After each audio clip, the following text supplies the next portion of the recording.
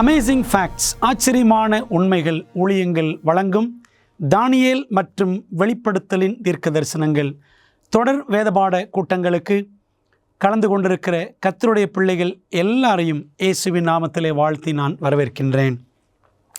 இந்த நாளின் பாடத்தை நாம் படிப்பதற்கு முன்பாக உங்களுக்குரிய இலவச பிரதியை அறிமுகப்படுத்துகின்றோம். திரும்ப முடியாது என்ற பாடம் அல்லது பின்னோக்கேன் நான் என்று கூட சொல்லலாம். இந்த இலவச பிரதியை நீங்கள் பெற்றுக்கொள்ள வேண்டும் என்றால் எங்களுடைய தொலைபேசி எண்ணுக்கு அழைக்கும்படி நான் கேட்டுக்கொள்கிறேன். அல்லது நீங்கள் இதை ஆன்லைனில் டவுன்லோட் பண்ண வேண்டும் என்றால் எங்களுடைய அமேசிங் ஃபேக்ட்ஸ் வெப்சைட்டுக்குள்ளே சென்று இதை நீங்கள் பதிவிறக்கம் செய்து கொள்ளும்படி உங்களை அன்போடு நான் அழைக்கின்றேன். இந்த நாளுக்குரிய வேத பாடத்தின் தலைப்பு பின்னோக்கேன் நான், நோ டர்னிங் பேக் என்ற தலைப்பிலே இன்றைக்குரிய பாடத்தை படிக்கப் போகிறோம். ஜெபிக்கலாமா?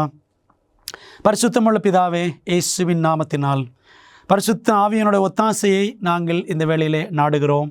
எங்களுக்கு நீர் ஞானத்தை தாரும். சத்திய ஆவியானவர் எங்களை சகல சத்தியத்திற்குள்ளும் வழி நடத்துவீராக. கர்த்தாவை சொல்லும் அடியார்கள் கேட்கிறோம். இயேசுவின் நாமத்தில் ஜெபிக்கிறோம் பிதாவே, ஆமென். ஓர் ஏழை இளம் விதவை, அவளுடைய கணவன் திடீரென்று மரித்து போகிறான். அவளுக்கு 2 ஆண் பிள்ளைகள், சிறு பிள்ளைகள். குடும்பத்தில் ஏராளமான கடன் என்ற நிலையிலே புருஷன் அவளை விட்டு மரித்து விடுகிறான். வேதாகம காலத்தில் ஒரு குடும்பம் கடன்பட்டிருக்கிறது என்று சொன்னால் கடன்காரர்கள் வந்து அந்த கடன்பட்ட குடும்பத்தின் பொருட்களை எல்லாம் கொண்டு சென்று விடுவார்கள், ஜப்தி செய்வார்கள். இல்லை என்றால் அந்த குடும்பத்தில் இருக்கக்கூடிய பிள்ளைகளை கூட அவர்கள் கூட்டி சென்று விடுவார்கள். இந்த ஏழை இளம் விதவைக்கு 2 பிள்ளைகள். என்ன செய்வது என்று அவள் அங்கலாய்த்து கொண்டிருந்த சமயத்தில் எலிசா தீர்க்கதரிசி அவளை சந்திக்கிறார். இந்த சம்பவத்தை 2 ராஜாக்கள் 4ஆம் அதிகாரத்தில் முதல் 7 வசனங்களில் வாசிக்கலாம். அன்பான தேவப்பிள்ளைகளே, எலிசா தீர்க்கதரிசி அந்த வீட்டிற்கு வந்து அவளுடைய கஷ்டப்படக்கூடிய நிலைமையை பார்த்து அவர் மிகவும் வேதனை அடைகிறார். சொல்லப்போனால் எலிசா, சாமுவேல் போன்ற தீர்க்கதரிசிகள் நடத்தின பள்ளிக்கூடங்களில் படித்த தீர்க்கதரிசிகளின் புத்திரர், அவர்களில் ஒரு தீர்க்கதரிசியின் குடும்பத்தில் தான் இந்த சம்பவம் நடந்திருக்க வேண்டும். ஆகவே எலிசா ஒரு பிரின்சிபல் அல்லது அந்த தீர்க்கதரிசிகளின் பள்ளிக்கூடத்தில் அவர் ஒரு முதல்வராக இருந்தபடினாலே இந்த வீட்டிற்கு மரித்து போன அந்த தீர்க்கதரிசியின் புத்திரன் வீட்டிற்கு வந்து உதவி செய்ய எலிசா வருகிறார். அப்படி வந்த எலிசா கேட்டார், உன் வீட்டிலே என்ன இருக்கிறது? அந்த பெண்மணி சொன்னார்கள், என் வீட்டிலே எண்ணெய் இருக்கிறது, ஒரே ஒரு குடம் எண்ணெய் இருக்கிறது. அந்த எண்ணெய் குடம் கடவுள் கிருபையில் அந்த குடும்பத்தில் விட்டுவிடப்பட்டது. கடன்காரர்கள் அதை கொண்டு செல்லவில்லை. ஏனென்றால் பாவம், இந்த தாயும் இந்த 2 ஆண் பிள்ளைகளும் அந்த எண்ணெய் குடத்தில் இருக்கக்கூடிய எண்ணெயை வைத்துதான், ஒளிவ எண்ணெய், அதை வைத்துதான் சமைக்க வேண்டும். நோய் ஏதாயிலும் ஏற்பட்டால் மருந்தாக பயன்படுத்த வேண்டும், தலைக்கு பூச வேண்டும். இப்படி எல்லா காரியங்களுக்கும் எண்ணெய் மிக மிக அவசியம். அந்த ஒரே ஒரு குடம் எண்ணெயை கொண்டு எலிசா அற்புதம் செய்தார். அக்கம் பக்கத்தில் இருக்கிற வீடுகளிலிருந்தெல்லாம் பாத்திரங்களை கொண்டு வர சொன்னார். அவர் ஜெபித்தார், அந்த எண்ணெயை பாத்திரத்தில் ஊற்று என்றார். அவர்கள் என்ன செய்தார்கள்? தாயும் 2 மகன்களும் ஒவ்வொரு குடமாக நிரப்பிக்கொண்டே இருந்தார்கள். ஒரு குடம் எண்ணெய் பல குடங்களாக நிரம்பியது. பிற்பாடு அந்த எண்ணெயை விற்று அவர்கள் தங்கள் கடனை அடைத்து சந்தோஷமாய் வாழ்ந்தார்கள். அன்பானவர்களே, வேதத்தில் பாத்திரம் மற்றும் எண்ணெய் எதை குறிக்கும்? வேதம் சொல்கிறதை நாம் படிக்கலாமா? வேதத்திலே பாருங்கள். அப்போஸ்தலர் 9ஆம் அதிகாரம் 15ஆம் வசனம். அதற்கு கர்த்தர், நீ போ, அவன் புறஜாதிகளுக்கும் ராஜாக்களுக்கும் இஸ்ரவேல் புத்திரருக்கும் என்னுடைய நாமத்தை அறிவிக்கிறதற்காக நான் தெரிந்து கொண்ட பாத்திரமாய் இருக்கிறான். பாத்திரம் என்றால் தேவனால் அழைக்கப்பட்ட தெரிந்து கொள்ளப்பட்ட பிள்ளைகள். சவுல் என்ற பவுலை ஆண்டவர் இங்கே நான் தெரிந்து கொண்ட பாத்திரம் என்று சொல்லுகிறார். அந்த பாத்திரத்தில் எண்ணெய் என்றால் யார்? வேதம் நம்மிடம் பேசுகிறது. அப்பொழுது சாமுவேல் தைலக்கொம்பை எடுத்து அவனை அவன் சகோதரர் நடுவிலே அபிஷேகம் பண்ணினான். தைலம், அதை ஆயில் என்று கூட நாம் படிக்கிறோம். அந்நாள் முதற்கொண்டு கர்த்தருடைய ஆவியானவர் தாவீதின் மேல் வந்து இறங்கி இருந்தார். சாமுவேல் எழுந்து ராமாவுக்கு போய்விட்டான் என்று 1 சாமுவேல் 16:13 வாசிக்கிறோம். பாத்திரத்தில் எண்ணெய் ஊற்றுதல் என்பது தேவன் தம்முடைய பிள்ளைகள் மீது பரிசுத்த ஆவியை ஊற்றுவதை நாம் பார்க்கின்றோம். அன்பான தேவ பிள்ளைகளே, வேதாகமத்திலே எண்ணெய் என்பது பரிசுத்த ஆவியானவரை சுட்டி காட்டுகிறது. சகரியா 4ஆம் அதிகாரம் முதல் 6 வசனங்களை படித்தால் உங்களுக்கு தெளிவாக விளங்கும். ஆகவே பாத்திரம் என்றால் கர்த்தருடைய பிள்ளைகள், கர்த்தர் தெரிந்து கொள்ளும் பிள்ளைகள். எண்ணெய் என்றால் அவர்கள் மீது ஊற்றப்படுகிற பரிசுத்த ஆவியானவர். பரிசுத்த ஆவியானவர் குறித்து இன்றைக்கு இருக்கக்கூடிய கருத்துக்கள், நம்பிக்கைகள் என்னென்ன? பரிசுத்த ஆவியானவர் மனித சக்திக்கு அப்பாற்பட்ட ஒரு சக்தியா அல்லது அவர் தேவனா? இன்றைக்கு ஏராளமான கிறிஸ்தவர்கள் மத்தியில் இருக்கிற குழப்பங்களில் ஒரு குழப்பம் என்னவென்றால், ஆவியானவர் தேவன் அல்ல, ஆவியானவர் ஒரு சக்திதான், அவர் ஒரு வல்லமைதான் என்று சொல்லுகிறார்கள். வேதம் என்ன சொல்லுகிறது? படிக்கலாமா? பேதுரு அவனை நோக்கி, அனனியாவே, நிலத்தின் கிரயத்தில் ஒரு பங்கை வஞ்சித்து வைத்து பரிசுத்த ஆவியினிடத்தில் பொய் சொல்லும்படி என்று அப்போஸ்தலர் 5ஆம் அதிகாரத்தில் வாசிக்கிறோம். அனனியா சப்பீரால் கதை நமக்கு தெரியுமே. கணவனும் மனைவியும் நிலத்தில் ஒரு பங்கை அவர்கள் விற்றார்கள். அதை விற்று அதில் கிடைத்த பணத்தில் ஒரு பங்கை அவர்கள் எடுத்து வைத்து கொண்டார்கள். இவ்வளவுதானா என்று பேதுரு கேட்ட பொழுது ஆம் என்றார்கள். அதனால தான் பேதுரு சொல்கிறாரு, நிலத்தின் கிரயத்தில் ஒரு பங்கை வஞ்சித்து வைத்து பரிசுத்த ஆவியினிடத்தில் நீங்கள் பொய் சொன்னீர்கள். நீ உன் இருதயத்தில் இப்படிப்பட்ட எண்ணம் கொண்டதென்ன? நீ மனுஷனிடத்தில் அல்ல, தேவனிடத்தில் பொய் சொன்னாய். பரிசுத்த ஆவியினிடத்தில் பொய் சொன்னாய், அது தேவனிடத்தில் பொய் சொன்னாய் என்கிறார். ஆகவே பரிசுத்த ஆவியானவர் தேவன் என்பதை அப்போஸ்தலர் 5:3-4 வசனங்களில் நாம் வாசிக்கிறோம். வேதத்தில் தொடர்ந்து படிக்கிறோம். எபேசியர் 4:30 அன்றியும் நீங்கள் மீட்கப்படும் நாளுக்கென்று முத்திரையாக பெற்ற தேவனுடைய பரிசுத்த ஆவியை துக்கப்படுத்தாதிருங்கள். அன்பான தேவ பிள்ளைகளே, தேவனுடைய பரிசுத்த ஆவி, சத்திய ஆவி, தேற்றரவாளன் என்றெல்லாம் நாம் ஆவியானவர் குறித்து வாசிக்கிறோம். அநேகர் சொல்லுகிறார்கள், ஆவியானவருக்கு ஆள் தத்துவம் இல்லை, அவர் தேவன் அல்ல. ஆனால் பாருங்கள், வேதாகமத்தில் ஆதியாகமம் 1ஆம் அதிகாரத்திலேயே படித்து பார்த்தால் 2ஆம் வசனம் சொல்லுகிறது, தேவ ஆவியானவர் ஜலத்தின் மேல் அசைவாடி கொண்டிருந்தார். ஆவியானவரை ஒரு நபராகவே ஆள் தத்துவத்திலேயே அது இது என்று சொல்லாமல் அவர் என்று இங்கே எழுதப்பட்டிருக்கிறதை நாம் பார்க்கிறோம். பிரியமானவர்களே, ஆகவே பரிசுத்த ஆவியானவர் அவர் தெய்வீக தன்மை உடையவர், அவர் தெய்வம்தான். அவரை நாம் துக்கப்படுத்திவிடக் கூடாது என்பதை பவுல் அழகாக சொல்லுகிறார். பல நேரங்களில் நம் ஆவியானவரை அவர் தெய்வம் அல்ல, அவர் நபர் அல்ல, அவர் ஒரு சக்தி தான் என்று சொல்லும் பொழுது நாம் தேவ ஆவியானவரை துக்கப்படுத்துகிறோம். வேதாகமத்தில் பரிசுத்த ஆவியானவருடைய வேலை, பிரதானமான வேலை என்ன என்று நாம் படிக்கலாமா? சத்திய ஆவியாகிய அவர் வரும்போது சகல சத்தியத்திற்குள்ளும் உங்களை நடத்துவார், வரப்போகிற காரியங்களை உங்களுக்கு அறிவிப்பார். யோவான் 16:13. ஆவியானவர் என்ன செய்வார்? சகல சத்தியத்திற்குள்ளும் உங்களை வழி நடத்துவார். ஏனென்றால் அவர் சத்திய ஆவியானவர் என்று நாம் வேதத்திலே படிக்கிறோம். யோவான் 14:26 என் நாமத்தினாலே பிதா அனுப்ப போகிற பரிசுத்த ஆவியாகிய தேற்றரவாளனே, தேற்றரவாளன் பேரக்லீட் என்று கிரேக்க மொழியில் அந்த வார்த்தை வருகிறது. கம்ஃபர்டர் என்று ஆங்கிலத்தில், ஹெல்ப்பர் என்றும் சொல்லுகிறோம். அவர் தேற்றரவாளன், நமக்கு உதவி செய்கிறவர். அவர், அந்த தேற்றரவாளன் எல்லாவற்றையும் உங்களுக்கு போதித்து. அன்பானவர்களே, இந்த தொடர் கூட்டங்களில் எவ்வளவோ சத்தியங்களை படிக்கிறோம் அல்லவா? ஆவியானவர் நமக்கு எல்லாம் கற்றுக் கொடுக்கிறார், உதவி செய்கிறார், போதிக்கிறார். ஆகவே தேற்றரவாளனே, பரிசுத்த ஆவியாகிய தேற்றரவாளனே, எல்லாவற்றையும் உங்களுக்கு போதித்து நான் உங்களுக்கு சொன்ன யாவையும் எல்லாவற்றையும் உங்களுக்கு நினைப்பூட்டுவார். யோவான் 14:26 வாசிக்கிறோம். அப்போ ஆவியானவர் நமக்கு சகல சத்தியங்களையும் கற்றுக் கொடுப்பார். அப்படி அவர் நமக்கு கற்றுக் கொடுத்து வருகிறபடியினால் நான் தேவனுக்கு ஸ்தோத்திரம் செலுத்துகிறேன். மன்னிக்க முடியாத அந்த ஒரு பாவம் என்ன?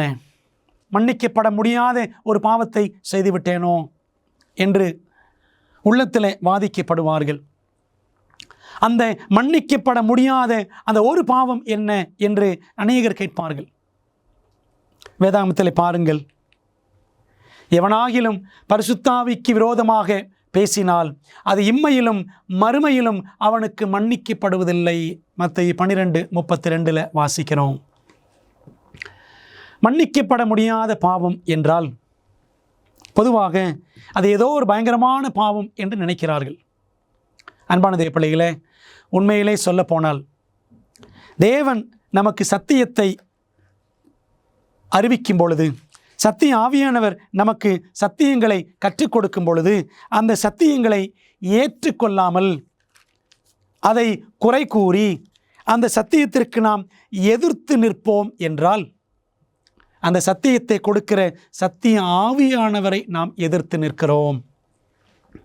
எபிரேயர் 10:26-27 சத்தியத்தை அறியும் அறிவை அடைந்த பின்பு நாம் மனப்பூர்வமாய் பாவம் செய்கிறவர்களாய் இருந்தால், பாவங்களின் நிமித்தம் செலுத்தத்தக்க வேறொரு பலி இனி இராமல் நியாய தீர்ப்பு வரும் என்று பயத்தோடே எதிர்பார்க்குதலும் விரோதிகளை பட்சிக்கும் கோபாக்கினையுமே இருக்கும். தேவன் தம்முடைய ஆவியை கொண்டு சத்தியங்களை வெளிப்படுத்த நாம் கீழ்ப்படியாமல் செல்வோம் என்றால், ஏற்றுக்கொள்ளாமல் போவோம் என்றால், நாம் ஆவியானவருக்கு எதிர்த்து நிற்கிறவர்களாய் காணப்படுவோம். அதுதான் பரிசுத்த ஆவிக்கு விரோதமான பாவம். பிரியமான தேவ பிள்ளைகளே, பல நேரங்களில் இதற்கு தப்பான அர்த்தம். ஆவியானவர் அவர் இருக்கிறார் என்றால் அந்நிய பாஷை பேச வேண்டும், அந்த அந்நிய பாஷைகளை குறை சொல்லக்கூடாது, இதுதான் பரிசுத்த ஆவிக்கு விரோதமான பாவம் என்று சொல்லுகிறார்கள். அப்படி அல்ல. அன்பான தேவ பிள்ளைகளே, சத்திய ஆவியானவர் சத்தியத்திலே நடத்துவார். அந்த சத்தியத்திற்கு கீழ்ப்படியாமல் போனால் மனம் கடினப்பட்டுவிடும், பாவம் பாவமாக தெரியாது. அதுதான் மன்னிக்கப்பட முடியாத பாவம், பரிசுத்த ஆவிக்கு விரோதமான பாவம். ஒரு மனிதன் பெற்றுக்கொள்ளக்கூடிய ஆவியின் வரங்கள் சிலவற்றை நாம் பார்க்கலாம். பரிசுத்த ஆவியானவர் நமக்கு வரங்களை கொடுக்கிறார் என்று நாம் வேதாகமத்திலே வாசிக்கிறோம். அந்த வரங்களை கொண்டு அவர் நமக்கு சத்தியத்தை கொடுக்கிறார், சத்தியத்தை கற்றுக் கொடுக்கிறார். ஆகவே சத்தியம் பரவுவதற்காக சத்திய ஆவியானவர் கொடுக்கிற வரங்களை பற்றி நாம் படிக்கலாமா? எப்படியெனில், ஒருவனுக்கு ஆவியினாலே ஞானத்தை போதிக்கும் வசனமும், வேறொருவனுக்கு அந்த ஆவியினாலேயே அறிவை உணர்த்தும் வசனமும், வேறொருவனுக்கு அந்த ஆவியினாலேயே விசுவாசமும், வேறொருவனுக்கு அந்த ஆவியினாலேயே குணமாக்கும் வரங்களும், வேறொருவனுக்கு அற்புதங்களை செய்யும் சக்தியும், வேறொருவனுக்கு தீர்க்க தரிசனம் உரைத்தலும், வேறொருவனுக்கு ஆவிகளை பகுத்தறிதலும், வேறொருவனுக்கு பற்பல பாஷைகளை பேசுதலும், வேறொருவனுக்கு பாஷைகளை வியாக்கியானம் பண்ணுதலும் அளிக்கப்படுகிறது. 1 கொரிந்தியர் 12:8-10 வாசிக்கிறோம். ஆண்டவர் பற்பல வரங்களை கொடுக்கிறார். ஆனால் இந்த வரங்களை எல்லாம் ஆண்டவர் ஒரே நபருக்கு கொடுப்பதில்லை, அல்லது ஒரே ஒரு வரத்தை ஆண்டவர் எல்லா நபர்களுக்கும் கொடுப்பதில்லை. பிரியமான தேவ பிள்ளைகளே, வரங்களை ஆவியானவர் தமது சித்தத்தின்படியே பரலோக சத்தியம் எங்கும் பரவ வேண்டும் என்பதற்காக, இயேசுவின் நாமம் மகிமைப்பட வேண்டும் என்பதற்காக, இயேசுவின் மூலம் இரட்சிப்பு என்ற செய்தி எல்லா இடங்களுக்கும் போக வேண்டும், பாவிகள் இரட்சிக்கப்பட வேண்டும் என்பதற்காக தேவன் இரட்சிக்கப்பட்டவர்களுக்கு வரங்களை கொடுத்து அவர்கள் பிறரை இரட்சிப்பதற்காக பயன்படுத்தும்படி தேவன் வரங்களை கொடுக்கிறார். பிரியமான தேவப்பிள்ளைகளே, ஆனால் இன்றைக்கு இந்த ஆவியானவர் என்று எடுத்துக்கொண்டால் இருக்கிற ஒரு பெரிய சர்ச்சை, ஒரு பெரிய குழப்பம் என்ன தெரியுமா? ஆவியானவரை சம்பந்தப்படுத்தி இருக்கிற ஒரு பெரிய குழப்பம் அது வேதாகம காலத்திலும் இருந்தது. கொரிந்து சபையில் எந்த ஆவிக்குரிய வரம் சர்ச்சையாக மாறியது? பாருங்கள், வசனம் சொல்லுகிறது, அன்பை நாடுங்கள், ஞான வரங்களையும் விரும்புங்கள், விசேஷமாய் தீர்க்க தரிசன வரத்தை விரும்புங்கள். போன பாடத்தில் படித்தோம் அல்லவா? தீர்க்க தரிசன வரம் தேவன் கொடுக்கிற ஒரு விசேஷித்த வரம் கடைசி கால திருச்சபைக்கு. அதனால தான் சொல்கிறார், விசேஷமாய் தீர்க்க தரிசன வரத்தை விரும்புங்கள். ஏனெனில் அந்நிய பாஷையில் பேசுகிறவன் மனுஷரிடத்தில் பேசாமல் தேவனிடத்தில் பேசுகிறான் என்று 1 கொரிந்தியர் 14ஆம் அதிகாரத்தில் கொரிந்து சபையில் இந்த அந்நிய பாஷை என்ற ஒரு பிரச்சனை இருந்ததை பார்க்கிறோம். அன்பான தேவப்பிள்ளைகளே, இந்த அந்நிய பாஷை ஒரு குழப்பத்திற்குரிய சர்ச்சையாக கொரிந்து சபையில் அது காணப்பட்டது. அது அன்று மட்டுமல்ல, இன்றும் கூட எல்லா திருச்சபைகளிலும் ஒரு பெரிய பிரச்சனையாகவே அது இருக்கிறது. நீங்கள் பரிசுத்த ஆவியை பெற்றிருக்கிறீர்கள் என்றால் அதற்கு அடையாளம் நீங்கள் அந்நிய பாஷையில் பேச வேண்டும். அந்நிய பாஷையில் பேசுவது நீங்கள் ஆவியானவரை பெற்றிருக்கிறீர்கள், ரட்சிக்கப்பட்டதற்கான அடையாளம் அப்படியெல்லாம் சொல்கிறாங்க. பைபிள் அப்படி வசனம் இருக்கிறதா? ரட்சிக்கப்பட்டிருக்கிறேன் என்றால் பரிசுத்தாவை பெற்று பரிசுத்தாவை பெற்றவர்கள் அந்நிய பாஷையை பேச வேண்டும் என்று பைபிளில் எங்கே இருக்கிறது? பிரியமானவர்களே, இந்த அந்நிய பாஷையை குறித்து படிக்கலாமா? இயேசுவின் சீஷர்கள் உலகமெங்கும் சுவிசேஷம் பிரசங்கிப்பதற்கு அவர் உதவுவதாக சொல்லி அவர்களுக்கு எவ்வாறு வாக்களித்தார்? சீஷர்கள் நல்ல தோற்றமுடையவர்கள், வாட்டம் சாட்டமானவர்கள், நல்ல ஆரோக்கியமானவர்கள்தான். ஆனாலும் இயேசுவின் சீஷர்கள் படிப்பு வாசனை இல்லாதவர்கள். அப்போஸ்தலர் 4ஆம் அதிகாரம் 13ஆம் வசனத்தை படித்து பாருங்கள். பேதுருவும் யோவானும் படிப்பறியாதவர்கள், பேதமை உள்ளவர்கள் என்று வாசிக்கிறோம். ஆகவே இந்த 12 சீஷர்களும் மீன் பிடிக்கிறவர்களாக, கல்விக்கூடம் செல்லாத படிப்பறிவற்றவர்களாக அவர்கள் இருந்தார்கள். அவர்கள் எங்கும் போய் சத்தியத்தை சொல்ல வேண்டும். ஆகவே 1ஆம் நூற்றாண்டிலே இயேசுவின் சுவிசேஷம் உலகமெங்கும் பரவுவதற்கு அவர்களுக்கு ஆற்றல் தேவை, வல்லமை தேவை. தேவன் என்ன வாக்குத்தத்தம் கொடுத்தார்? விசுவாசிக்கிறவர்களால் நடக்கும் அடையாளங்கள் ஆவன, என் நாமத்தினாலே பிசாசுகளை துரத்துவார்கள், நவமான பாஷைகளை பேசுவார்கள். மார்க்கு 16:17 வாசிக்கிறோம். நவமான பாஷைகள், நியூ டங்ஸ் என்று நாம் பார்க்கிறோம். பாஷை என்றால் மொழி என்று அர்த்தம். நவமான பாஷைகள் புதிய மொழிகளை பேசுவார்கள். அந்நிய பாஷை என்றால், பாஷை என்ற வார்த்தைக்கு மொழி என்று அர்த்தம். அந்நிய மொழி, அந்நிய பாஷை பேசுதல் என்றால் அந்நிய மொழியை பேசுவது. வேதாகமத்திலே இந்த அந்நிய பாஷை பேசின இடங்கள் 3 இடங்கள். அந்த இடங்களை பார்க்கலாமா? சீஷர்கள் பரிசுத்த ஆவியின் அபிஷேகத்தை பெற்றபோது என்ன நடந்தது? சீஷர்கள் எப்பொழுது பரிசுத்த ஆவியின் அபிஷேகம் பெற்றார்கள்? அப்போஸ்தலர் 2ஆம் அதிகாரம், பெந்தேகோஸ்தே என்னும் நாளிலே அவர்கள் பரிசுத்த ஆவியை பெற்றார்கள். பெந்தேகோஸ்தே என்னும் நாள் வந்தபோது, அதாவது அந்த 7 வாரங்களின் பண்டிகைக்கு பிற்பாடு வந்த பண்டிகை தான் பெந்தேகோஸ்தே பண்டிகை. அந்த நாள் வந்தபோது, பெந்தேகோஸ்தே என்றால் 50ஆம் நாள் என்று அர்த்தம். அந்த நாள் வந்தபோது அவர்கள் எல்லாரும் பரிசுத்த ஆவியினாலே நிரப்பப்பட்டு, ஆவியானவர் தங்களுக்கு தந்தருளின வரத்தின்படியே வெவ்வேறு பாஷைகளிலே, அதாவது வெவ்வேறு மொழிகளிலே பேசத் தொடங்கினார்கள். அப்போஸ்தலர் 2ஆம் அதிகாரம் 1 மற்றும் 4ஆம் வசனங்கள். பிரியமான தேவப்பிள்ளைகளே, ஆவியானவரை பெற்ற அந்த 120 சீஷர்களும் பெந்தேகோஸ்தே நாளிலே அவர்கள் என்ன செய்தார்களாம்? பல பாஷைகளில் பேசினார்கள்.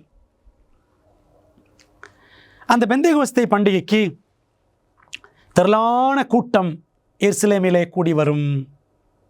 அந்த சமயத்தில் பரிசுத்த ஆவியானவர் 120 சீஷர்கள் மேல் ஊற்றப்பட்டது எத்தனை ஆச்சரியம்!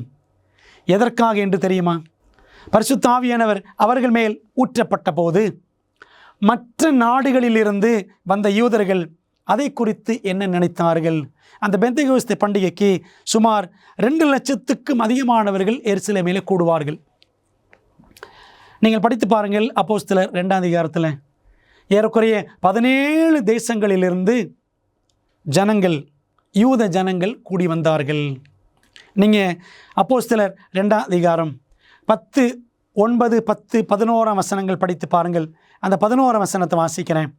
கிரேத்தரும் அரபியருமாகிய நம்முடைய பாஷைகளிலே, நம்முடைய மொழிகளிலே இவர்கள், இந்த 120 சீஷர்கள் தேவனுடைய மகத்துவங்களை பேச கேட்கிறோமே என்றார்கள். பிரியமானவர்களே, ஆவியை பெற்ற சீஷர்கள் அந்நிய பாஷைகளிலே பேசினார்கள், புதிய பாஷைகளிலே பேசினார்கள். அவர்களுக்கு, அந்த சீஷர்களுக்கு தெரியாத பாஷைகளிலே அவர்கள் பேசினார்கள். பிரியமானவர்களே, கூடி வந்திருந்த அந்த பல தேசத்து யூதர்கள் என்ன செஞ்சாங்க? இவர்கள் நம்முடைய பாஷை, நம்ம பாஷையை, நம்ம மொழியை அவங்க பேசுகிறாங்களே. என்ன பேசுகிறாங்க? தேவனுடைய மகத்துவங்களை பேச கேட்கிறோமே. ஆண்டவர் இயேசு கிறிஸ்து சற்று முன்பாகத்தான் சிலுவையிலே அவர் மரித்து உயிரோடு எழுந்து அவருடைய ஜீவன் நமக்காக கொடுக்கப்பட்டது என்பதையெல்லாம் அவர் என்ன பண்ணார்? இந்த சீஷர்களுக்கு அவர் வெளிப்படுத்தினார். சீஷர்கள் கண்ணார கண்டார்கள். ஆகவே 40 நாட்கள் உயிர்த்தெழுந்த பிற்பாடு இந்த பூமியிலே இருந்த இயேசு அவர் பரமேறி சென்றார். அவர்தான் மேசியா, இயேசுதான் கிறிஸ்து என்று சொல்லி சீஷர்கள் எல்லாரும் வரக்கூடிய யூதர்களுக்கு சொல்ல வேண்டுமே. யூதர்கள் இயேசுவை மேசியா என்று நம்பாதவர்கள், எல்லாரும் பல தேசங்களிலே சிதறி போயிருந்தார்கள். அப்படி வந்தவர்களுக்கு இயேசுவே கிறிஸ்து, இயேசுவே மேசியா என்று சொல்ல வேண்டும். இவர்களுக்கோ பாஷை தெரியாது, சீஷர்களுக்கு. அதனால தான் ஆண்டவர் என்ன செய்கிறாரு? அந்நிய பாஷைகளில் பேசும் வரத்தை, அந்நிய மொழிகளில் பேசும் வரத்தை இந்த 120 சீஷர்கள் மேல் ஆவியானவர் கொண்டு ஊற்றினார். பிரியமானவர்களே, ஆனால் இன்னைக்கு அந்நிய பாஷை என்பது ஏதோ உளறல் பாஷையாக, நாங்கள் தேவனோடு பேசுகிறோம் என்று சொல்லி ஒரு பரவச பாஷையாக, ஒரு பரபரப்பு பாஷையாக இன்றைக்கு சபைகளிலே கிறிஸ்தவர்கள் பேசுகிறார்கள். பிரியமான தேவப்பிள்ளைகளே, உங்களுக்கு விளங்கியதா? அந்நிய பாஷை பேசப்பட்ட முதல் இடம் பெந்தேகோஸ்தே நாள், அப்போஸ்தலர் 2ஆம் அதிகாரம். 120 சீஷர்கள் பேசினார்கள், தேவனுடைய மகத்துவங்களை பேசினார்கள். அதை கேட்டவர்களுக்கெல்லாம் புரிந்தது. ஆனால் இன்றைக்கோ புரியாத பாஷைகளை உளறிக்கொண்டிருக்கிறோமே. யோசித்து பார்ப்போம். 2வது இடத்திற்கு போகலாமா? பைபிளில் 2வது எந்த இடத்திலே அந்நிய பாஷைகள் பேசினார்கள்? வேதாகம தீர்க்க தரிசனத்தில் வெளிப்படுத்தப்பட்டுள்ளபடி நம்முடைய மோசமான உலகத்திற்கான தேவனின் திட்டத்தை அறிய விரும்புகிறீர்களா? உங்கள் மிகப்பெரிய சவால்களுக்கு நடைமுறையான நம்பகமான தீர்வுகள் வேண்டுமா? ஊக்கமளிக்கும் மற்றும் அறிவூட்டும் ஆச்சரியமூட்டும் உண்மைகள் வேதாகம பாட வழிகாட்டிகள் 27 அழகான வரைகளை மற்றும் நேரடியான பதில்களை புரிந்து கொள்ள எளிதான வகையில் வேதத்தின் அடிப்படையில் சிறப்பான மேலான பாடங்களை வழங்குகின்றது. ஒவ்வொரு ஆய்வு வழிகாட்டியும் உங்கள் வாழ்க்கையின் மிக முக்கியமான உண்மைக்கான பொருத்தமான வேதாகம பதில்களை நோக்கி உங்களை வழிநடத்தும். நான் எப்படி ஆரோக்கியமான ஐக்கியத்தை பெறுவது? இயேசு எப்போது எப்படி மீண்டும் வருவார்? மேலும் இப்படி பல கேள்விகளுக்கு உங்கள் எதிர்காலத்தை வாய்ப்பாக விட்டுவிடாதீர்கள். ஆச்சரியமூட்டும் உண்மைகள் வேதாகம பாட வழிகாட்டிகளிடமிருந்து உங்கள் வாழ்க்கையை சத்தியத்துடன் மாற்றுங்கள். ஆங்கிலம், இந்தி, தமிழ் மற்றும் தெலுங்கு மொழிகளில் கிடைக்கிறது. காத்திருக்க வேண்டாம். bookstore.aftv.in என்ற இணையதளம் மூலம் உங்கள் முழுமையான ஆய்வு வழிகாட்டிகளை இன்றே ஆர்டர் செய்யுங்கள். பேதுரு கொர்நேலியு மற்றும் அவன் வீட்டாருக்கு பிரசங்கித்த போது என்ன நடந்தது? அப்போஸ்தலர் 10ஆம் அதிகாரம் 44-46 வசனங்கள். இந்த வார்த்தைகளை பேதுரு பேசிக் கொண்டிருக்கையில் வசனத்தை கேட்டவர்கள் யாவர் மேலும் பரிசுத்த ஆவியானவர் இறங்கினார். நம்ம படித்தோம் அல்லவா? கொர்நேலியு ரோம பட்டாளத்தான், 100க்கு அதிபதி, 100 சேவகர்களுக்கு அவன் தலைவன். அவன் வீட்டில் ஒரு பெரிய அவன் அதிபதி என்பதனாலே அநேகர் வேலைக்காரராக இருந்திருப்பார்கள். ஒரு ரோம அதிகாரி வீட்டில் அநேக பணியாளர்கள் வேறு வேறு தேசங்களிலிருந்து வந்திருப்பார்கள். பிரியமானவர்களே, அப்படி வரக்கூடிய எல்லாருக்கும் வேறு வேறு பாஷை இருக்கும். அந்த கொர்நேலியு வீட்டுக்கு சத்தியத்தை சொல்லுவதற்காக, இயேசுவை அறிவிப்பதற்காக தேவன் பேதுருவை அனுப்புகிறார். அப்போஸ்தலர் 10ஆம் அதிகாரத்தில் அப்படி பேதுரு போகும் பொழுது அங்கே நிறைய பேர் கூடி வந்திருந்தார்கள் என்று அந்த அதிகாரத்தில் படிக்கிறோம். அப்படி அவர்களை, அந்த அந்நிய ஜாதியாரை, புறஜாதியாரை தீட்டாக கருத வேண்டாம் என்று தேவன் பேதுருவுக்கு தரிசனத்திலே காண்பித்திருந்தார். நாம் அதை படித்தோம். அன்பான தேவ பிள்ளைகளே, அங்கே போன பேதுரு சத்தியத்தை சொன்னார், வசனங்களை எடுத்து கூறினார். அப்பொழுது பரிசுத்த ஆவியானவர் யாவர் மேலும் புறஜாதிகள் மேலும் இறங்கினார். பார்த்தீங்களா? அப்போஸ்தலர் 2ஆம் அதிகாரத்தில் யூதர்கள் மேல் ஆவியானவர் இறங்கினார். 10ஆம் அதிகாரத்தில் புறஜாதிகள் மேல் இறங்கினார். அவர்கள் பல பாஷைகளை பேசுகிறதையும், பாஷைகள் என்றால் என்ன? பல மொழிகள். மற்ற தேசங்களில் வந்திருந்த அநேகர் கொர்நேலியு வீட்டில் இருந்தார்கள். அவர்கள் பல பாஷைகளை பேசினார்கள், தேவனை புகழ்ந்தார்கள். அவர்கள் அவரவருடைய பாஷைகளிலே இந்த சத்தியங்களை கேட்ட பிற்பாடு, பேதுரு மூலமாய் கேட்ட பிற்பாடு தேவனை அவர்கள் புகழ்ந்தார்கள். அவங்க சும்மா உளறல. பிரியமான தேவப்பிள்ளைகளே, இன்றைக்கி அநேக திருச்சபைகளில், பெந்தகோஸ்து சபைகள், ஏஜி சபைகளில் அந்நிய பாஷை பேசுகிறதுக்கு ட்ரைனிங் கொடுக்குறாங்க. அதற்கு வகுப்புகள் நடக்கிறது. அப்படி அந்நிய பாஷை பேசுகிறதுக்கு ஆண்டவர் ஏதாவது ட்ரைனிங் கொடுத்தாரா? எத்தனை பித்தலாட்டம்! அன்பான தேவப்பிள்ளைகளே, நம்ம இப்போ 2வது இடம் பார்த்தோம், அந்நிய பாஷை பேசப்பட்ட இடம், அப்போஸ்தலர் 10ஆம் அதிகாரம்.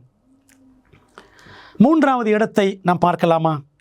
எபேசுவின் 12 சீஷர்களுக்கு பவுல் பிரசங்கம் செய்தபோது என்ன நடந்தது? அப்போஸ்தலர் 19ஆம் அதிகாரத்திற்கு வந்தால் பவுல் என்ன செய்கிறார்? பல இடங்களுக்கு அவர் பிரயாணம் செய்கிறார். கப்பல் வழியாக, இன்னும் நடைப்பயணம் என்று அநேக தேசங்களுக்கு சென்று ஊழியம் செய்தவர் பவுல். பவுலுக்கு பல பாஷைகள், மொழிகள் அவருக்கு தெரியும். எபேசுவுக்கு வருகிறான். எபேசுக்கு வந்த பொழுது அங்கிருந்தவர்களுக்கு அவர் சத்தியத்தை சொல்லுகிறார். ஏனென்றால் பரிசுத்த ஆவி பற்றிய சத்தியத்தை அவர்கள் அறிந்திருக்கவில்லை. அந்த 12 எபேசுவின் சீஷர்கள். அப்போஸ்தலர் 19:6 வசனம் பாருங்க. பரிசுத்த ஆவியை நாங்கள் கேள்விப்படவே இல்லையே என்று அந்த 12 எபேசுவின் சீஷர்களும் சொன்ன பொழுது அவங்களுக்கு இந்த சத்தியத்தெல்லாம் பவுல் சொல்லிக் கொடுக்கிறார். அப்படி அவர் சொல்லிக் கொடுத்த பொழுது பரிசுத்த ஆவி அவர்கள் மேல் வந்தார், 12 எபேசுவின் சீஷர்கள் மேல். அப்பொழுது அவர்கள் அந்நிய பாஷைகளை பேசி தீர்க்க தரிசனம் சொன்னார்கள் என்று வாசிக்கிறோம். அந்நிய மொழிகளிலே ஆண்டவரை புகழ்ந்து அவர்கள் தீர்க்க தரிசனம் சொன்னார்கள். அன்பான தேவப்பிள்ளைகளே, அங்கே அவர்கள் ஏதோ உணரவில்லை, புரிந்து கொள்ள முடியாத ஒரு பாஷையை அவர்கள் பேசவில்லை. அவர்கள் ஆண்டவரை புகழ்ந்தது நிச்சயமாக பவுலுக்கும் புரிந்திருக்கும். ஏனென்றால் பவுல் பல பாஷைகளை, மொழிகளை அவர் அறிந்தவர். இப்படி வேதாகமத்தில் 3 இடங்கள். இந்த பவுல் புதிய ஏற்பாட்டில் 14 புஸ்தகங்களை அவர் எழுதியிருக்கிறார், ரோமர் முதல் எபிரேயர் வரை. அதில் அந்நிய பாஷை என்று 1 கொரிந்தியர் 14ஆம் அதிகாரத்தில் ஒரே ஒரு இடத்துல மட்டும்தான் அவர் சொல்கிறார். லூக்கா எழுதின அப்போஸ்தலர் நடபடிகளில் 3 இடங்களில் தான் அந்நிய பாஷை பேசப்பட்ட சம்பவங்களை அவர் குறிப்பிட்டு வைத்திருக்கிறார். ஆனால் இன்றைக்கோ சபைகளிலே பார்த்தால் அந்நிய பாஷை என்பதை ஒரு முக்கியமான பாஷையாக்கி எல்லாரும் பேச வேண்டும், அந்த ஒரு வரத்தை எல்லாரும் பெற்றிருக்க வேண்டும் என்று கட்டாயப்படுத்துகிறார்கள், திணிக்கிறார்கள். ஆனால் நாம் என்ன பார்த்தோம்? 1ஆம் நூற்றாண்டிலே சத்தியம் போக வேண்டும், பரவ வேண்டும் என்பதற்காக தேவன் அந்த நவமான பாஷைகளில் பேசும் வரத்தை கொடுத்தார். பிரியமான தேவ பிள்ளைகளே, ஆனால் இன்றைக்கு புரிந்து கொள்ள முடியாத ஓர் அந்நிய பாஷையில் பேசுவதை நாம் கேள்விப்படுகிறோம், கண்ணார பார்க்கிறோம். அதை குறித்து வேதம் கூறுவது என்ன? 1 Corinthians 14 படித்தோம் அப்படின்னா, கொரிந்து சபையில் இந்த அந்நிய பாஷை பிரச்சனை இருந்தது. கொரிந்து சபை ஒரு வியாபார பட்டணத்தில் இருந்த சபை. அந்த பட்டணத்தில் பல தேசங்களிலிருந்து அநேகர் வியாபாரத்திற்காக வருவார்கள். அவர்கள் மத்தியில் பவுல் ஊழியம் செய்து ஒரு சபையை ஸ்தாபித்தார். அந்த சபையில் பல மொழிகள் பேசக்கூடியவர்கள் இருந்தார்கள். அப்படி சபையில் பாருங்களேன், ஆளுக்கு ஒவ்வொரு பாஷையில், ஒருவர் ஒரு பாஷையில் ஜெபிக்கிறார், இன்னொரு பாஷையில் பிரசங்கம் பண்ணுகிறார், இன்னொரு பாஷையில் அவர் பாடல் பாடுகிறார் என்றால் எல்லாருக்கும் புரியுமா? புரியாது. பவுல் சொல்லுகிறதை பாருங்கள். அப்படி இருந்தும் நான் சபையில் அந்நிய பாஷையில் 10,000 வார்த்தைகளை பேசுகிறதிலும், மற்றவர்களுக்கு புரியாத எனக்கு மட்டுமே தெரிந்த மொழியில் 10,000 வார்த்தைகளை பேசுகிறதிலும், அப்படி பேசுவதை காட்டிலும் மற்றவர்களை உணர்த்தும்படி என் கருத்தோடு 5 வார்த்தைகளை பேசுகிறதே எனக்கு அதிக விருப்பமாய் இருக்கும். 1 Corinthians 14:19 வாசிக்கிறோம். பவுல் பல பாஷைகளை தெரிந்தவர். கொரிந்து சபைக்கு வரும்பொழுது அங்கேயும் பல பாஷைகளை பேசக்கூடிய ஜனங்கள் இருந்திருக்க வேண்டும். அப்போ என்ன செஞ்சிருக்கணும்? எல்லாருக்கும் புரியக்கூடிய ஒரு பாஷையில் மக்களுக்கு சத்தியங்கள் சொல்லப்பட வேண்டும். இல்லை என்றால் என்ன செய்யணும்? அந்த பாஷையில் அந்த ஊழியக்காரர் பேசுகிறார் என்றால் எல்லாருக்கும் புரியக்கூடிய பாஷையில் அது மொழிபெயர்க்கப்பட வேண்டும். அப்படித்தானே? எல்லாரும் ஆளுக்கு ஆள் தெரிந்த பாஷையில் பேசினால் எல்லாருக்கும் புரியுமா? இப்படித்தான் ஒரு குழப்பம், அந்நிய பாஷை குழப்பமாக கொரிந்து சபையில் இருந்தது. பிரியமான தேவ பிள்ளைகளே, இன்றைக்கு இந்த அந்நிய பாஷை என்ற உபதேசம் சபைகளில் ஒரு பெரிய குழப்பம், கூச்சல், கூப்பாடு. இது சாட்சியாக சமுதாயத்தில் இருப்பதற்கு வழி நடத்துகிறதா? இல்லை. ஆண்டவர் இயேசு கிறிஸ்து எங்கேயாகிலும் இன்றைக்கு சொல்லப்படக்கூடிய விதத்தில் அந்நிய பாஷையை பேசினாரா? இல்லை. அல்லது சீஷர்கள் பேசின அந்நிய பாஷை இன்றைக்கு சபைகளிலே பேசக்கூடியது போன்ற உளறல் பாஷையா? இல்லை. மக்களுக்கு புரியக்கூடிய விதத்தில் அவர்களுடைய பாஷைகளிலே சீஷர்கள் சத்தியத்தை பேசினார்கள். அதனால தான் 1 நூற்றாண்டில் ஆண்டவர் அந்த வரத்தை கொடுத்தார். பிரியமான தேவ பிள்ளைகளே, இந்த அந்நிய பாஷை குழப்பம் இன்றைக்கு சபைகளுக்குள்ளே வந்துவிட்டது. இதை நாம் புரிந்து கொள்வதற்கு என்ன செய்யணும் அப்படின்னா, பழைய ஏற்பாட்டின் ஒரு சம்பவத்தை படிக்க வேண்டும். பழங்கால பாபிலோனின் முக்கிய பண்புகளில் ஒன்று என்ன? ஆதியாகமத்திலே 11ஆம் அதிகாரம் நாம் படித்தால், பாபேல் கோபுரத்தை தேவனுக்கு எதிராக தேவனை நம்பாதவர்கள் கட்டினார்கள். ஆண்டவர் இனிமேல் ஜலப்பிரளயம் வராது என்று சொன்னார். நம்பாதவர்கள் இந்த ஆண்டவரை எப்படி நம்புறது? ஒருவேளை ஜலப்பிரளயம் வந்துவிட்டால் என்ன செய்வது என்று சொல்லி அவர்கள் எல்லாரும் தேவனுக்கு விரோதமாக கூடி ஒரு கோபுரத்தை கட்டினார்கள், ஒரு நகரத்தை உண்டாக்கினார்கள். எல்லாரும் ஒரே பாஷையை அவர்கள் பேசுகிறவர்களாக காணப்பட்டார்கள். இது தேவனுக்கு விரோதமான செயலாக, தேவ சித்தத்திற்கு எதிரானதாக இருந்தது. ஆண்டவர் என்ன செய்தார்? நாம் இறங்கி போய், பிதா, குமாரன், பரிசுத்த ஆவியானவர் பேசுகின்றனர். நாம் இறங்கி போய் ஒருவர் பேசுவதை மற்றொருவர் அறியாதபடிக்கு அங்கே அவர்கள் பாஷையை தாறுமாறாக்குவோம் என்றார். ஆதியாகமம் 11:7 வாசிக்கிறோம். ஆகவே பாஷைகளிலே தேவன் ஒரு தாறுமாறு குழப்பம் உண்டாகும்படி செய்தார்.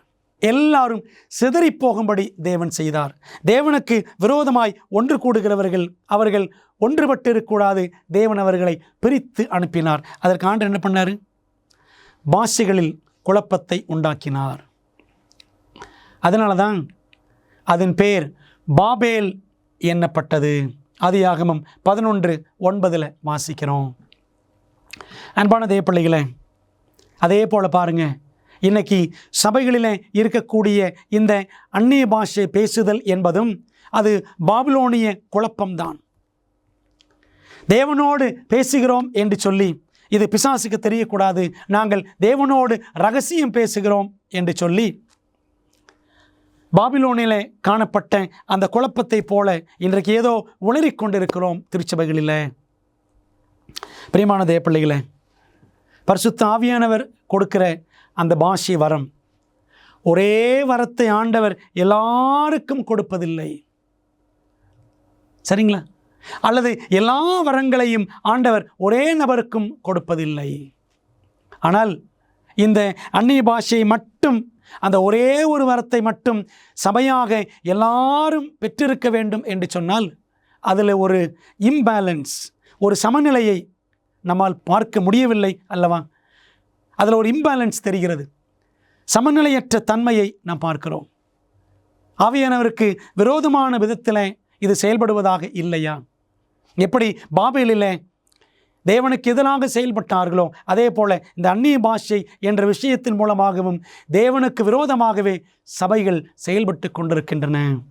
பிரியமான தேவப்பிள்ளைகளே, தேவனுடைய கற்பனைகளை பகிரங்கமாக உடைப்பவர்களை ஆவியானவர் நிரப்புவாரா?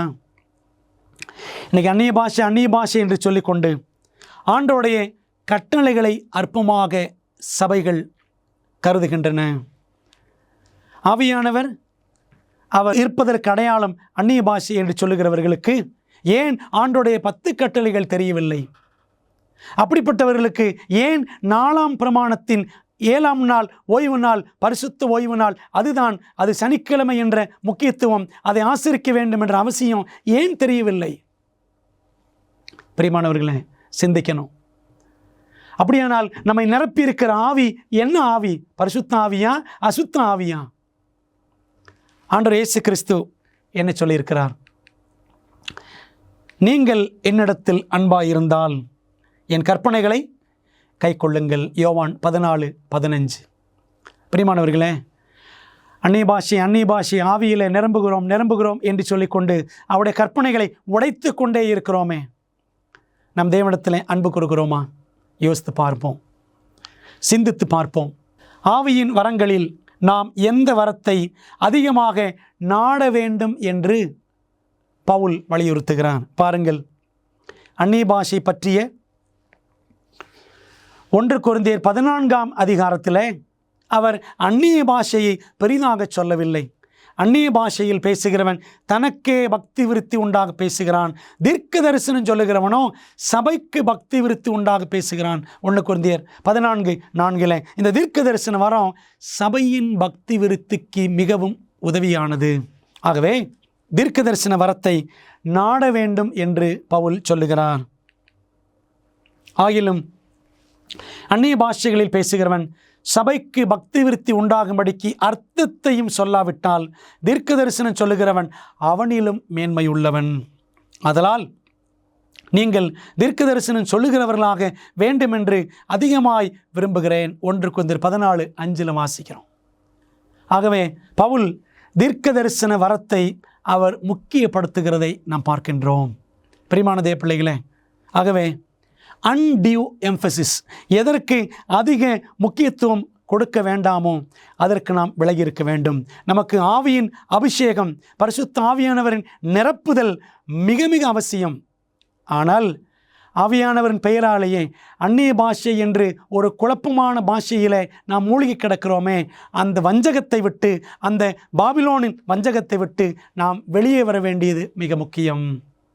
நீங்களும் ஆவிக்குரிய வரங்களை நாடுகிறவர்களானபடியால் சபைக்கு பக்தி விருத்தி உண்டாகத்தக்கதாக அவைகளில் தேரும்படி நாடுங்கள். 1 கொரிந்தியர் 14:12 வாசிக்கிறோம். நீங்களும் நானும் இந்த தீர்க்க தரிசன வரம் என்று பவுல் சொல்லியிருக்கிறாரே, சபைக்கு பக்தி விருத்தி உண்டாக்கத்தக்க அந்த வரத்தை நம்ம என்ன செய்ய வேண்டும்? சபையின் பொது நலனுக்காக, ஊழியத்தின் நலனுக்காக நாம் அதை நாட வேண்டுமாம். தேவன் ஜனங்களை தம்முடைய ஆவியினால் நிரப்புவதற்கான முக்கிய காரணம் என்ன? ஆண்டவர் பரிசுத்த ஆவியை ஒரு நபர் மீது ஏன் ஊற்றுகிறார்? தேவன் தம்மால் தெரிந்து கொள்ளப்பட்ட பாத்திரத்தை தம்முடைய ஆவியினால் நிரப்புகிறார். என் பாத்திரம் நிரம்பி வழிகிறது. அதுதான் பரிசுத்த ஆவியினால் நிரம்புகிற அனுபவம். ஏன் தேவன் பரிசுத்த ஆவியை கொடுக்கிறார் பார்க்கலாமா? அப்போஸ்தலர் 1:8 பரிசுத்த ஆவி உங்களிடத்தில் வரும்போது நீங்கள் பெலன் அடைந்து எருசலேமிலும் யூதேயா முழுவதிலும் சமாரியாவிலும் பூமியின் கடைசி பரியந்தமும் எனக்கு சாட்சிகளாய் இருப்பீர்கள் என்று இயேசு சொன்னார். அப்போஸ்தலர் 1:8 ஆண்டவர் இயேசு கிறிஸ்து அவர் பரமேறி செல்லும் பொழுது கொடுத்த கடைசி வாக்கு தத்தம் என்ன சொன்னார்? பரிசுத்த ஆவி உங்களிடத்தில் வரும்பொழுது நீங்கள் பெலன் அடைவீர்கள், எல்லா இடங்களிலும் எனக்கு சாட்சியாக சத்தியத்தை அறிவிப்பீர்கள் அப்படின்னு ஆண்டவர் சொன்னார். பரிசுத்த ஆவியை பெறுகிறவர்கள் சாட்சியாக ஊழியம் செய்வார்கள். பிரியமானவர்களே, ஆனால் அந்நிய பாஷை என்ற பாஷையை பேசி நமக்குள்ளே ஐக்கியம் இல்லாமல் ஆண்டோடைய ஊழியத்தையும் செய்யாமல் ஒரு அருவருப்பான வாழ்க்கையாக நம்முடைய வாழ்க்கை இருக்கிறதா? சிந்தித்து பார்ப்போம். அப்போஸ்தலர் 4:31 படிக்கிறோம். அவர்கள் ஜெபம் பண்ணின போது அவர்கள் கூடியிருந்த இடம் அசைந்தது. ஆதி சபையார் ஜெபித்தார்கள். அவர்களுக்கு எதிராக யூத சங்கம் செயல்பட்ட பொழுது, ஊழியத்தை தடுக்கவும் கெடுக்கவும் நினைத்த பொழுது ஆதி சபையார் ஜெபித்தார்கள். அப்பொழுது அவர்கள் எல்லாரும் பரிசுத்த ஆவியினால் நிரப்பப்பட்டு தேவ வசனத்தை தைரியமாய் சொன்னார்கள். பரிசுத்த ஆவியினாலே நிரப்பப்படுகிறவர்கள் சாட்சிகளாயிருப்பார்கள். அவங்க தைரியமாக சத்தியம் சொல்லுவாங்க. அப்போஸ்தலர் 4:31 அப்படித்தான் நமக்கு சொல்லுகிறது. ஒருவர் பரிசுத்த ஆவியினால் நிரப்பப்பட்டிருக்கிறாரா இல்லையா என்று நம்மால் கூற முடியுமா? கூற முடியும். எப்படி கூற முடியும் பாருங்கள். ஆதலால் அவர்களுடைய கனிகளினாலே அவர்களை அறிவீர்கள். மத்தேயு 7:20. அன்பான தேவப்பிள்ளைகளே, இன்றைக்கு வரங்களை வைத்து ஒரு நபர் தேவனுடைய பிள்ளை பரிசுத்த ஆவியினால் நிரப்பப்பட்டிருக்கிறார் என்று சொல்ல முடியாது. வரங்களை காட்டிலும் கனிகளே மிகவும் முக்கியம். பரிசுத்த ஆவியானவர் நம்முடைய வாழ்க்கையில் நல்ல கனிகளை, கிறிஸ்துவின் குணலட்சணங்களை, தேவனுடைய கற்பனைகளுக்கு இசைவான வாழ்க்கையை வாழும்படி நம்மிலே அவர் கிரியை செய்ய வேண்டும். அதற்குத்தான் பரிசுத்த ஆவியானவர் கொடுக்கப்படுகிறார். அன்பான தேவப்பிள்ளைகளே, பரிசுத்த ஆவியை பெற்றிருக்கிறோம் என்று சொல்லுகிறவர்கள் நம்முடைய வாழ்க்கையிலே, கிறிஸ்தவ வாழ்க்கையிலே கனிகள் இருக்கின்றனவா, கிறிஸ்துவின் குணக்கூறுகள் நம்முடைய வாழ்க்கையிலே வெளிப்படுகின்றனவா என்று சிந்தித்து பார்க்கணும். அவர்களுடைய கனிகளினாலே அவர்களை அறிவீர்கள். வரங்களை அல்ல, நம்முடைய வாழ்விலே வெளிப்பட வேண்டிய கனிகள் மூலமாக பரிசுத்த ஆவியானவர் நம்மை நிரப்பியிருக்கிறாரா இல்லையா என்று தெரியும். அன்பு, சந்தோஷம், சமாதானம், நீடிய பொறுமை, தயவு, நற்குணம், விசுவாசம் ஆகிய ஆவியின் கனி தேவனுடைய பிள்ளைகள் வாழ்க்கையில் வெளிப்படும். ஆவியானவர் இருந்தால் கண்டிப்பாக இந்த கனிகள் வெளிப்படாமல் இருக்காது. பரிசுத்த ஆவியின் ஞானஸ்நானத்தை நான் எவ்வாறு பெற முடியும்? பரிசுத்த ஆவியின் அபிஷேகத்தை பெற நாம் அந்நிய பாஷை கிளாஸ் அட்டன் பண்ண வேண்டுமா? நிறைய பேர் மற்ற சபைகளில் கர்த்தருக்கு ஸ்தோத்திரம் சொல்லு, தோத்திரம் தோத்திரம் தோத்திரம் தோத்திரம் அப்படி தான் சொல்கிறாங்க. இப்படி பேசி பேசி அந்த பரவச பாஷையை பெற்றுக்கொண்டதாக அநேக நேரத்தில் அவர்கள் ஏமாற்றுகிறார்கள். பரிசுத்தாவின் அபிஷேகம் பெற என்ன செய்ய வேண்டும்? இயேசு சொன்னார், லூக்கா 11:13 பொல்லாதவர்களாகி நீங்கள் உங்கள் பிள்ளைகளுக்கு நல்ல ஈவுகளை கொடுக்க அறிந்திருக்கும் போது பரமபிதாவானவர் தம்மிடத்தில் வேண்டிக் கொள்ளுகிறவர்களுக்கு பரிசுத்த ஆவியை கொடுப்பது அதிக நிச்சயம் அல்லவா? லூக்கா 11:13 வாசிக்கிறோம்.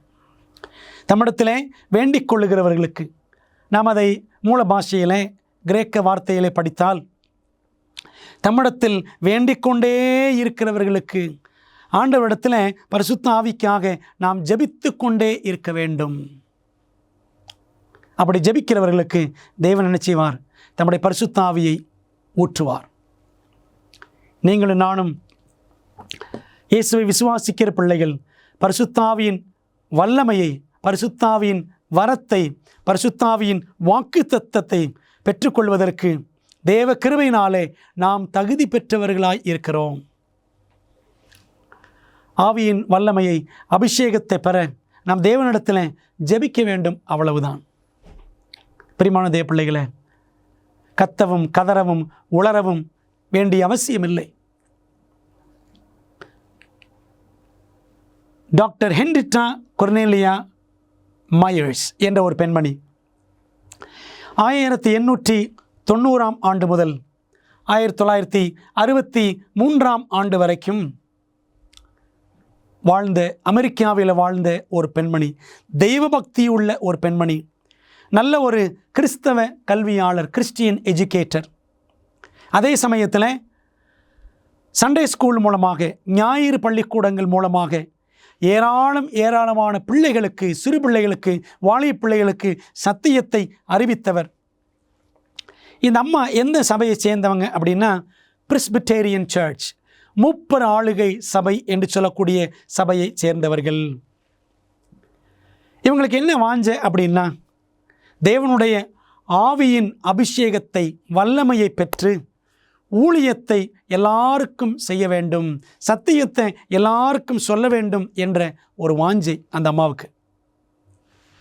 அவங்க என்ன செஞ்சாங்களாம்? ஒரு நாள் ராத்திரி ஆண்டவரிடத்தில் ஜெபித்தார்கள். விசுவாசத்தோடு அவர்கள் ஜெபித்தார்கள். என்ன ஜெபம் பண்ணாங்க தெரியுமா? Lord, I ask in simple faith tonight. Lord, fill me with your Holy Spirit. I thank you for doing it. கர்த்தாவே, எளிய விசுவாசத்துடன் இன்று இரவு நான் கேட்கிறேன். கர்த்தாவே, என்னை உமது பரிசுத்த ஆவியினால் நிரப்பும், செய்ததற்காக நன்றி அப்படின்னு அந்த அம்மா ஜெபித்து எழுந்தார்களாம். அப்படி ஜெபித்து எழுந்த பொழுது அவர்களுக்கு எந்த விதமான உணர்ச்சி பிளம்புகள் ஏற்படவில்லை.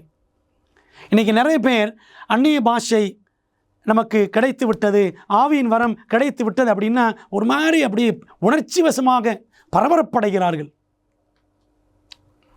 அப்படி பைபிள் எங்கேயாவது இருக்கா? இல்லை. அன்பான தேவ பிள்ளைகளே, இந்த அம்மா ஜெபம் பண்ணாங்க. அந்த இரவிலும் எந்த விதமான உணர்ச்சியில் மாற்றங்கள் ஏற்படவில்லை. அடுத்த நாள் காலையில் எழுந்த பொழுதும் எந்த விதமான மாற்றங்களும் இல்லை, உணர்ச்சி ரீதியான மாற்றங்கள். அவங்க ஊழியத்துக்கு போனாங்களாம். ஊழியத்துக்கு போகும்பொழுது அடங்காத பிள்ளைகள், கீழ்ப்படியாத பிள்ளைகள், இப்படி ஆயிரக்கணக்கான பிள்ளைகள் இந்த அம்மாவுடைய ஊழியத்து நிமித்தம் இயேசுவின் பிள்ளைகளாக மாறினார்களாம். பிரியமான தேவ பிள்ளைகளே, கனடா தேசத்தில் ஒரு பிரபலமான ஊழியக்காரர், அவர் பெயர் A B Simpson, Albert Benjamin Simpson என்பவர். நல்ல எழுத்தாளர், அருமையான தெய்வபக்தியுள்ள கிறிஸ்தவர். பரிசுத்த ஆவியை பெறுவதற்கு ஒரு அழகான எளிமையான ஒரு ஜெபத்தை அவர் கற்றுக் கொடுத்திருக்கிறார். அந்த ஜெபத்தை இந்த ஹென்ரிட்டா கொர்னேலியா என்ற பெண்மணியும் அவர்கள் சொல்லிக்கொண்டே இருப்பார்களாம். ஒவ்வொரு ஊழியத்தை செய்யும் பொழுதும், ஒரு பெரிய பொறுப்பை நிறைவேற்ற தேவனுக்காக ஊழியம் செய்ய அவர்கள் அழைப்பை பெறும் பொழுதும் இந்த அழகான ஜெபத்தை அவர்கள் சொல்வார்களாம். வாக்களிக்கப்பட்ட வல்ல பரிசுத்த ஆவியை நான் பெற்றுக்கொள்கிறேன். பெந்தேகோஸ்தே வல்லமை என்னை முற்றிலும் நிரப்ப பெற்றுக்கொள்கிறேன். நான் பெற்றுக்கொள்கிறேன், அவர் பொறுப்பேற்றுக் கொள்வார். கர்த்தாவே, உமக்கு நன்றி என்பதுதான் சிம்சன் அவர்கள் எழுதி வைத்திருக்கிற, கற்றுக் கொடுத்திருக்கிற எளிய ஜெபம். I take the promised Holy Ghost. I take the power of Pentecost to fill me to the uttermost. I take, he undertakes. Lord, thank you. இந்த ஜெபத்தை அவர் அழகாக சொல்லிக் கொடுத்தாராம். பிரியமான தேவ பிள்ளைகளே, பரிசுத்த ஆவியை நாம் பெற்றுக்கொள்ள வகுப்புகள், அந்நிய பாஷை வகுப்புகள் படிக்க வேண்டும் என்ற அவசியமில்லை. பரிசுத்த ஆவியை பெற்றுக்கொள்ள நாம் ஏதேதோ உணர வேண்டும் என்ற அவசியமில்லை. பரிசுத்த ஆவியை நாம் விசுவாசத்தினாலே தான் பெற்றுக்கொள்ள முடியும் என்று கலாத்தியர் 3:14 பவுல் சொல்லுகிறார். பரிசுத்த ஆவியை ஜெபத்தினாலே பெற்றுக்கொள்ளலாம் என்று இயேசு லூக்கா 11:13 சொல்லியிருக்கிறார். அன்பான தேவ பிள்ளைகளே, பரிசுத்த ஆவியின் அபிஷேகம் ஏதோ ஒரு சிலருக்குத்தான் என்று அல்ல.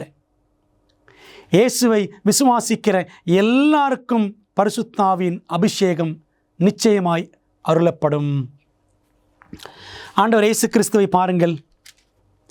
யோவான் 3ஆம் அதிகாரம், எனக்கு மிகவும் பிடித்த வசனம். யோவான் 3ஆம் அதிகாரத்தில் 34ஆம் வசனத்தில் இயேசுவை குறித்து சொல்லப்பட்டிருக்கிறது. தேவனால் அனுப்பப்பட்டவர் தேவனுடைய வார்த்தைகளை பேசுகிறார். அதாவது பிதாவினால் அனுப்பப்பட்ட இயேசு பிதாவின் வார்த்தைகளை பேசுகிறார். பிதாவாகிய தேவன் அவருக்கு தமது ஆவியை அளவில்லாமல் கொடுத்திருக்கிறார். இது இயேசுவுக்கு மட்டும்தானா?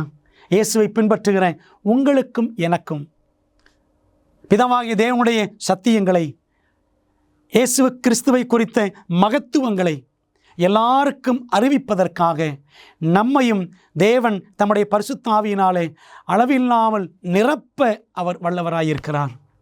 இயேசுவுக்கு மட்டும்தான் அளவில்லாத ஆவியின் அபிஷேகம் என்று அல்ல, இயேசுவின் பிள்ளைகளுக்கும், கிறிஸ்துவுக்கு மட்டுமல்ல கிறிஸ்தவர்களுக்கும் அந்த அளவில்லாத அபிஷேகம் நிச்சயம் அருளப்படும். விசுவாசத்தோடு கேட்க வேண்டும், விசுவாசத்தோடு ஜெபிக்க வேண்டும்.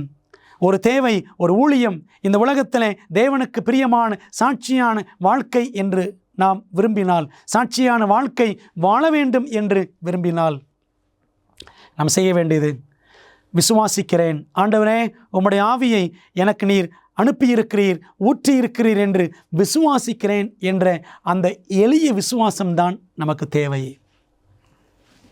இன்றைக்கு பரிசுத்த ஆவியினால் நாம் நிரப்பப்பட்டிருக்கிறோமா? அநேகர் கிறிஸ்துவுக்குள் நடத்தப்பட நாமும் நிரப்பப்பட வேண்டும். இயேசுவை அபிஷேகித்தவர் என்னையும் அபிஷேகம் பண்ணுவார். விசுவாசத்தால் நிறைவோம், அப்பொழுது ஆவியாலும் நாம் நிறைய முடியும். ஆக அன்பான தேவ பிள்ளைகளே, நாம் பரிசுத்த ஆவியினால் நிரப்பப்பட வேண்டியது எவ்வளவு அவசியம். வெளியேற பெற்ற பரிசுத்த ஆவியானவருடைய எண்ணெயை உங்கள் பாத்திரத்தில், உங்கள் வாழ்விலே ஊற்ற இயேசு வாஞ்சிக்கிறார், காத்து கொண்டிருக்கிறார். உங்கள் இருதயத்தையும் சிந்தையையும் இப்பொழுதே அவர் ஆட்கொள்ள வேண்டும் என்று அவரிடம் கேட்க விரும்புகிறீர்களா? ஜெபிப்போமா. நல்ல பிதாவே, இந்த நாளிலே கிறிஸ்து இயேசுவின் நாமத்தினால் எங்களையும் உம்முடைய பரிசுத்த ஆவியின் அபிஷேகத்தினால் அளவில்லாமல் நிரப்ப நீர் வல்லவராய் இருக்கிறீர். தகப்பனே, நாங்கள் எளிய விசுவாசத்தோடு ஜெபிக்க வேண்டும். அப்பொழுது நாங்கள் பரிசுத்த ஆவியின் வல்லமையினால் நிரப்பப்பட்டு பூமியின் கடைசி பரியந்தமும், உலகத்தின் கடைசி பரியந்தமும் நாங்கள் சாட்சிகளாயிருப்போம் என்று படித்தோம். ஆண்டவரே, எங்களை தொடும், உம்முடைய ஆவியினால் எங்களை நிரப்பும். ஆண்டவரே, பரிசுத்த ஆவியினவர் குறித்திருக்கக்கூடிய எல்லா குழப்பங்களுக்கும் எங்களுக்கு மனத்தெளிவு தந்து, இன்னும் இந்த சத்தியத்தை ஆழமாய் புரிந்து கொண்டு நாங்கள் இயேசுவை போல் நிரப்பப்பட்ட ஒரு வாழ்க்கையை வாழ எங்களுக்கு உதவி செய்யும். இயேசுவின் மூலம் ஜெபிக்கிறோம் நல்ல பிதாவே, ஆமேன். பிரியமானவர்களே, இந்த சத்தியத்தை கற்றுக்கொண்டதன் மூலம் கர்த்தர் உங்களை ஆசீர்வதிப்பாராக. இதை குறித்து இன்னும் அதிகமாக தியானியுங்கள், அநேகருக்கு பகிர்ந்து கொடுங்கள். மீண்டும் அடுத்த வேத பாடத்தில் சந்திப்போம். கர்த்தர் உங்களை ஆசீர்வதிப்பாராக. ஆமேன். உங்கள் வீட்டின் வசதியில் இருந்து நீங்கள் படிக்கக்கூடிய வகையில் இலவச வேதாகம பள்ளியை ஆச்சரியமூட்டும் உண்மைகள் உங்களுக்கு வழங்குகிறது என்று தெரியுமா? தேவனின் வார்த்தையை குறித்து உங்கள் ஆய்வில் உங்களுக்கு உதவ 27 அழகாக விளக்கப்பட்ட பாடங்கள் ஆங்கிலம், இந்தி, தமிழ் மற்றும் தெலுங்கு மொழிகளில் கிடைக்கிறது. இந்த இலவச வேதாகம படிப்பு பாடநெறிக்கு இன்றை பதிவு செய்ய biblestudy.aftv.in என்ற இணையதளத்தை காணுங்கள். எங்கள் குழுவினரில் ஒருவர் உங்களுக்காக சிறப்பு ஜெபம் செய்ய நீங்கள் விரும்பினால் திரையில் தெரியும் எண்ணை பயன்படுத்தி எங்களை அழையுங்கள், அல்லது உங்கள் ஜெப குறிப்பை prayer@aftv.in என்ற முகவரிக்கு மின்னஞ்சல் செய்யுங்கள். வேத பாட ஆராய்ச்சியில் போதுமான ஆச்சரியமான உண்மைகளை ஆய்வு செய்ய விருப்பமா? சத்தியம் நிறைந்த இந்த நிகழ்ச்சியை நீங்கள் சந்தோஷமாக காண அடுத்த வாரம் வரை காத்திருக்க வேண்டியதில்லை. இதன் அற்புதமான உண்மைகளை AFTV.org ஊடக நூலகத்தில் காணலாம். AFTV.org-இல் நீங்கள் காணொளி மற்றும் கேளலை விளக்க காட்சிகள் அனைத்தையும் அதனுடன் அச்சிடப்பட்ட உள்ளடக்கத்தையும் இலவசமாக பெறலாம். வாரத்தில் 7 நாட்களும் 24 மணி நேரமும் உங்கள் கணினி அல்லது மொபைல் சாதனத்தில் இருந்து பெற முடியும். AFTV.org-ஐ பார்வையிடுங்கள். 50 வருடங்களுக்கும் மேலாக அமேசிங் ஃபேக்ட் ஊழியங்கள் நற்செய்தியை உலகம் முழுவதும் பகிர்ந்து கொண்டிருக்கிறது. இயேசுவின் சித்தத்தின்படி அனைத்து மக்களுக்கும் நித்திய சுவிசேஷத்தை அறிவித்துக் கொண்டிருக்கிறது. உங்கள் ஜெபத்திற்கும் ஆதரவிற்கும் நன்றி.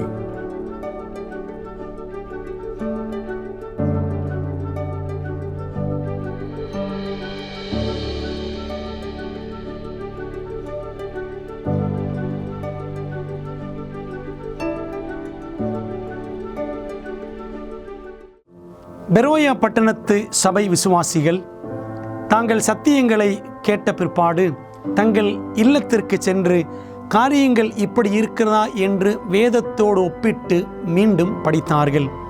அதுபோலவே நீங்களும் செய்ய வேண்டும் என்று நாங்கள் விரும்புகிறோம். இந்த தீர்க்க தரிசன தொடர் கூட்டங்களில் ஒவ்வொரு நாளும் உங்களுக்கு அந்தந்த நாளுக்குரிய செய்தி சம்பந்தமான இலவச பிரதி அறிமுகப்படுத்தப்படுகிறது. ஆகவே அந்த இலவச பிரதியை நீங்கள் திரையில் தெரியும் தொலைபேசி எண்ணை பயன்படுத்தி எங்களோடு தொடர்பு கொண்டு பெற்றுக்கொள்ளலாம். அல்லது எங்களுடைய வெப்சைட்டுக்குள்ளே சென்று நீங்கள் அதை பதிவிறக்கம் செய்து கொள்ளலாம். நீங்கள் அந்த புத்தகங்களை பெற்றுக்கொண்டு படித்து வேதத்தில் உள்ளபடியே கற்றுக்கொள்ளுங்கள். நீங்கள் படித்த பிற்பாடு உங்கள் நண்பருக்கும் அதை பகிர்ந்து கொள்ளுங்கள்.